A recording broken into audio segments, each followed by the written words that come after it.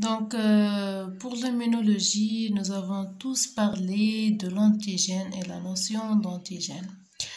Donc, le système immunitaire est toujours en combat vis-à-vis les différentes agressions externes de l'environnement et vis-à-vis aussi les modifications au sein de l'organisme qui modifient nos cellules malheureusement. Tout ça, les agressions et les cellules modifiées ou altérées, les cellules cancéreuses, les cellules endommagées sont considérées comme un antigène pour les cellules du système immunitaire. Donc, qu'est-ce que ça veut dire antigène? Quelles sont les deux propriétés de l'antigène, la valence antigénique et la classification? Alors, l'antigène, c'est une macromolécule naturelle ou synthétique de haut poids moléculaire et de différentes natures, protéiques, lipidiques ou polysaccharidiques, qui est capable d'être reconnue par les structures de reconnaissance spécifiques de l'antigène, appelées les paratopes, qui existent dans les anticorps, dans les TCR pour les lymphocytes T et les PCR pour les lymphocytes B. Donc, les deux propriétés de l'antigène sont l'antigénicité et l'immunogénicité. L'antigénicité, c'est la capacité de l'antigène d'être reconnu par le système immunitaire, tandis que l'immunogénicité, c'est la capacité de déclencher une réponse immunitaire spécifique. De façon générale, n'importe quel antigène va être reconnu par les cellules du système immunitaire. Donc, chaque antigène présente la propriété antigénicité, tandis que certains antigènes ne sont pas capables de déclencher une réponse immunitaire spécifique. Certains antigènes seront éliminés par la réponse immunitaire innée seulement, tel que le cas de certaines bactéries. Donc, l'antigène ne sera pas obligatoirement immunogène. D'accord? Voilà, donc tous les immunogènes sont des antigènes, mais certains antigènes ne sont pas immunogènes. Les cellules du système immunitaire reconnaissent une partie de l'antigène et non l'antigène entier. Donc cette partie appelée le déterminant antigénique ou bien épitope. Donc l'épitope sera reconnu par les cellules du système immunitaire, les lymphocytes T, les lymphocytes B et autres cellules impliquées dans les différentes réponses immunitaires grâce aux récepteurs qui existent à la surface de ces cellules. On parle de TCR pour les lymphocytes T et de BCR pour les lymphocytes B.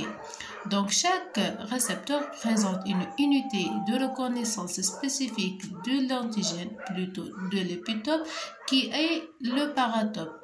Alors ici, l'antigène peut avoir un ou plusieurs épitopes. Les épitopes peuvent être identiques ou bien différents. Donc les nombres d'épitopes différents est défini comme la valence de l'antigène. Donc, la valence antigénique, c'est le nombre d'épitopes différents de l'antigène. Donc, si notre antigène présente deux épitopes différents, donc il s'agit d'un antigène bivalent dont la valence égale à 2.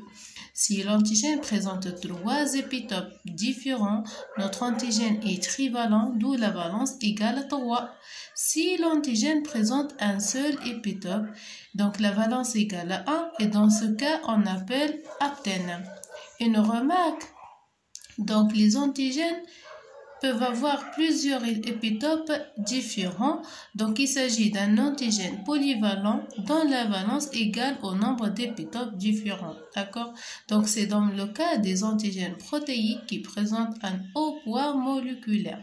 N'oubliez pas que j'ai dit déjà que l'antigène peut avoir plusieurs natures, protéiques, lipidiques, polysaccharidiques. Donc, il faut faire attention que les antigènes protéiques sont des antigènes polyvalents qui présentent plusieurs épitopes différents.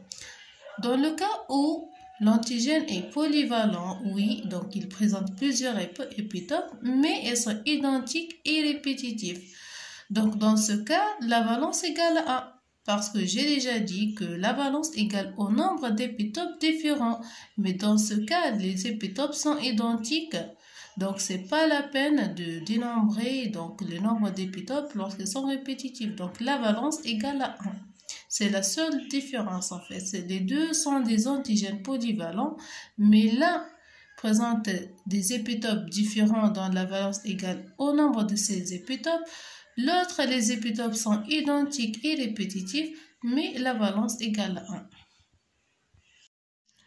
On cite l'exemple des polysaccharides qui sont des antigènes polyvalents d'épitopes identiques dont la valence égale à 1. Alors, les critères de classification des antigènes. Donc, les antigènes peuvent être naturels ou synthétiques. À propos, les antigènes naturels, elles peuvent être classées selon la nature, l'immunogénicité, le degré de solubilité, la thymodépendance et la provenance. Donc, les antigènes naturels peuvent être soit protéiques, qui sont de haut poids moléculaire et qui sont des antigènes polyvalents et des épitopes différents, les antigènes lipidiques et les antigènes polysaccharidiques. L'immunogénicité. On trouve un antigène immunogène ou bien peu immunogène ou bien non immunogène. Un antigène immunogène capable de déclencher obligatoirement une réponse immunitaire. Peu immunogène peut être la réponse immunitaire et peut amplifier. Non immunogène, c'est-à-dire n'est pas capable de déclencher une réponse immunitaire. Le degré de solubilité, il existe des antigènes solubles et des antigènes particuliers. La thymodépendance, on trouve des antigènes thymodépendants et des antigènes thymo-indépendants. Je vais voir par la suite donc la définition de chaque terme. Donc la provenance, il existe des antigènes hétérophiles qui sont communs à plusieurs espèces animales, des antigènes hétérologues appelés les hétéroantigènes ou bien les exino-antigènes d'un organisme d'une autre espèce différente. Les antigènes isologues qui sont les iso-antigènes ou bien les allo-antigènes qui proviennent d'un individu de même espèce. Donc on parle du non-soi allogénique par exemple. Donc, l'antigène autologue, auto-antigène ou bien l'antigène du soi qui provient de l'organisme lui-même. Les antigènes thymodépendants nécessitent une coopération entre les lymphocytes helper ou bien lymphocytes auxiliaires et les lymphocytes B pour être éliminés de l'organisme. Dans ce cas, comme les lymphocytes helper nécessitent une reconnaissance de l'antigène médié par le CMH2 qui existe à la surface d'une CPA professionnelle, les cellules présentatrices d'antigènes doivent dégrader l'antigène et le présenter par les CMH2. Ainsi, les lymphocytes B commencent leur maturation après contact avec le lymphocyte auxiliaire au sein des organes lymphoïdes secondaires. Comme les lymphocytes B ne sont pas restreints aux molécules de CMH2, elles reconnaissent l'antigène indépendamment d'une cellule présentatrice, mais juste un contact direct BCR par antigène plutôt paratope, épitope. Les lymphocytes P effectrices, qui sont les plasmocytes, vont produire les différentes classes d'immunoglobulines. Ainsi, la réponse immunitaire est d'une importante qualité, mais elle est plus lente. Les antigènes thymo-indépendants à motifs répétés, donc il s'agit des antigènes polyvalents, donc à motifs répétés comme les antigènes polysaccharidiques. Donc leur élimination sera plus rapide parce qu'ils ne nécessitent pas une coopération lymphocyte helper et lymphocyte B. Donc il suffit d'activer les lymphocytes B donc qui vont produire seulement les IgM naturels, donc ils seront éliminés facilement. Donc la réponse elle est de faible qualité mais elle est plus rapide par rapport à la réponse contre les antigènes thymodépendants.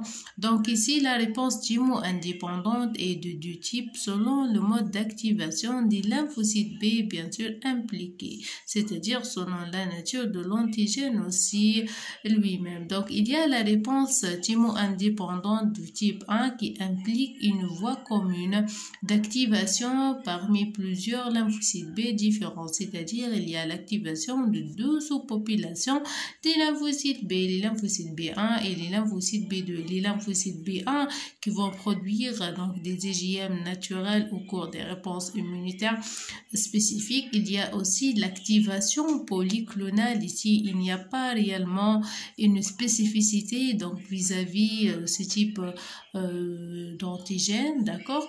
Donc, ou bien une réponse thymo-indépendante du type 2, c'est-à-dire les activateurs polyclonaux des lymphocytes B1 seulement. Donc, je termine ce vidéo par ce résumé. Donc, à propos l'antigène et l'immunogène, en fait, c'est la même molécule qui présente les deux propriétés, l'antigénicité et l'immunogénicité. Donc, la même remarque, c'est que tous les immunogènes sont des antigènes, c'est-à-dire tous les immunogènes sont capables d'être reconnus par les structures de reconnaissance spécifiques de l'antigène de notre système immunitaire, tandis que certains antigènes ne sont pas immunogènes, c'est-à-dire certains antigènes ne sont pas capables réellement de déclencher une réponse immunitaire spécifique que donc la réponse immunitaire innée est capable de l'éliminer seulement.